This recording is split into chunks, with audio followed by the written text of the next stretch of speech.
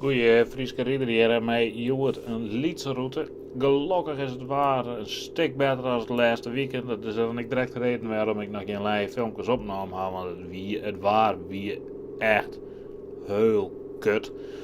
Dat ik denk van, nou het waar Joert een beetje beter is. Ik neem je voor een grote route op. Maar de grote routes die worden voor 3 uur en ik ben nu pas thuis, dus dan betekent dat ik het in donker weer thuis kom als ik in mijn kleren ben. Dus ik ga maar even met de Planet Thrill optie zitten bijatien en ik ga even een mooie route uitzocht.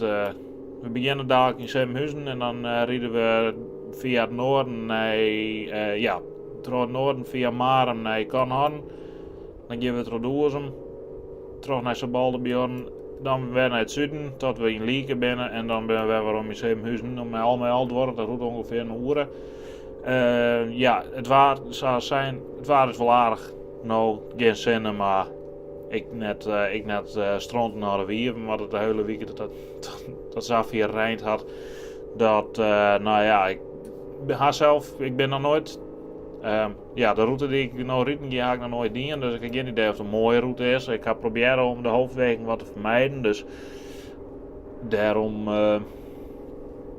ik ga de grote wegen proberen wat te vermijden als dat een beetje saai is. Dus we gaan zo volle mogelijk wijken binnen terug. Ik weet net of het wat is, dan komen we samen wel achter. Ik hoop dat je een groot plezier hebt. Meisje. Ik ga ondertussen uitvoeren hoe je met de Sena geloerd tijdens het rieden opnemen kan. Dus daar ga ik voor het mijn bejaarden is misschien wel even grappig. Dat zien we dan wel weer. Dus goed. Ik hoop dat hem er plezier mee ha. Ik hoop dat het een beetje een leuke route is.